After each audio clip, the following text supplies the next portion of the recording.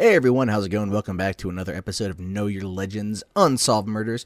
My name is Matt Jarbo, and I'll be your host through this journey of the depraved and the macabre and the murderous stuff from around the world. I don't know if I really touched on this in the last episode of Jack the Ripper, but we're going to be going relatively chronological through the series of Unsolved Murders. So, Jack the Ripper was a big one, and this one's going to be the Axeman of New Orleans. I am just learning about this, as I'm sure a lot of you are as well. So it's going to be a fun journey. These are going to be different stories, things, maybe not exactly as highly publicized as what we know, but they're going to be interesting tales of unsolved murders throughout the U.S. and around the world.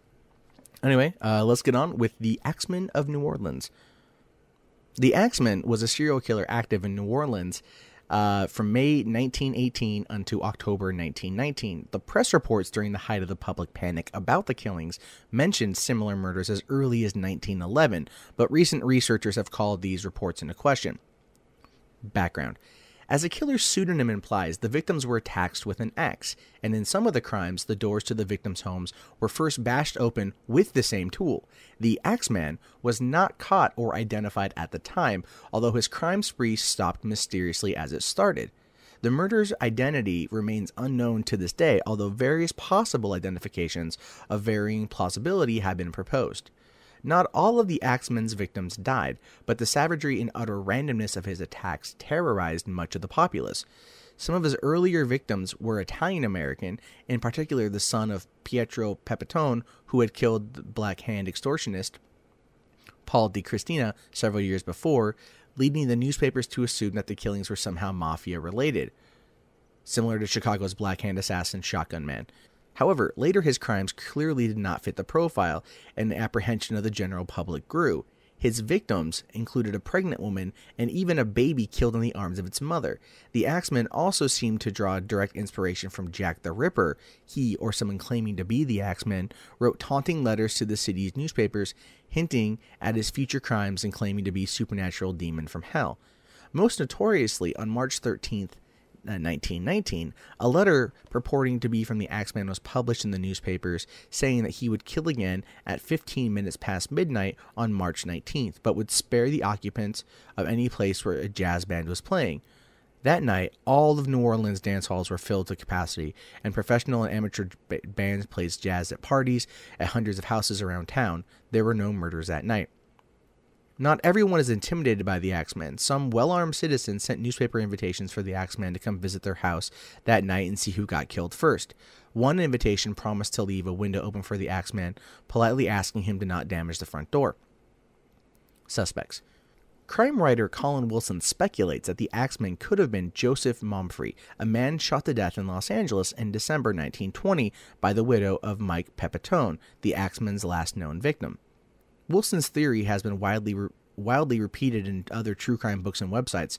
However, true crime writer Michael Newton searched New Orleans and Los Angeles public, police, and court records, as well as newspaper archives, and failed to find any evidence of a man with the name Joseph Momfrey, or any reasonable facsimile, having been assaulted or killed in Los Angeles. Newton was also not able to find any information that Mrs. Pepitone, identified in some sources as Esther Albano and others simply as the woman who claimed to be Pepitone's widow, was arrested, tried, or convicted for such a crime, or indeed had been in California. Newton notes that Momfrey, in variance, was not an unusual surname in New Orleans at the time of the crimes. It appears that there may have actually been an individual named Joseph Momfrey, or Mumfrey, in New Orleans who had a criminal history and may have been connected with organized crime.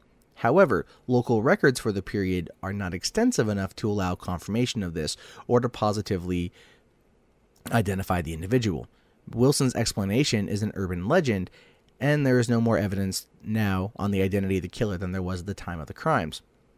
Two of the alleged early victims of the Axeman, an Italian couple named Chiambra, were shot by an intruder in their lower Ninth Ward home early in the mornings of May 16, 1912.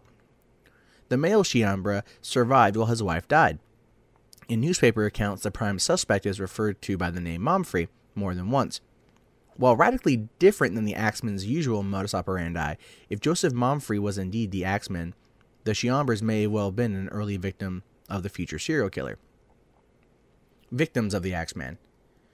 Joseph Maggio was an Italian grocer who was attacked while sleeping alongside his wife, Catherine, at their home on the corner of Upper Line and Magnolia Streets on the night of May 22, 1918. He survived the initial attacks, but died minutes after being discovered by his brothers Jake and Andrew, who lived on the other side of the double and had come to investigate after hearing the calls.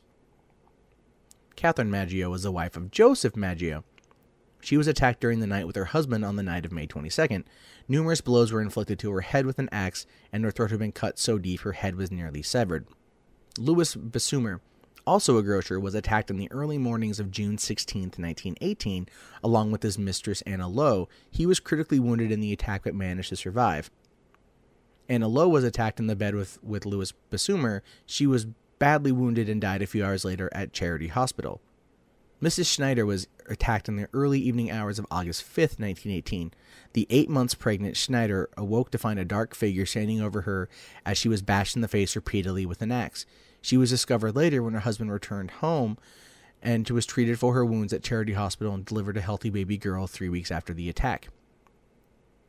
Joseph Romano was an elderly man living with his 2 nieces, Pauline and Mary Bruno. On August 10, 1918, Pauline awoke to find a man standing over her. She screamed and the man leaped off into the night. She entered her uncle's room to find him critically injured. With his dying breath, Romano instructed his niece to call the hospital. Charles Cortimiglia was an immigrant who lived with his wife and baby on the corner of Jefferson Avenue and 2nd Street in Gretna, Louisiana, a New Orleans suburb. On the night of March 10, 1919, screams were heard coming from the residence. Neighbors rushed to find Rosie Cortimiglia kneeling on the floor in a pool of blood next to her husband, who had a gaping hole in his torso.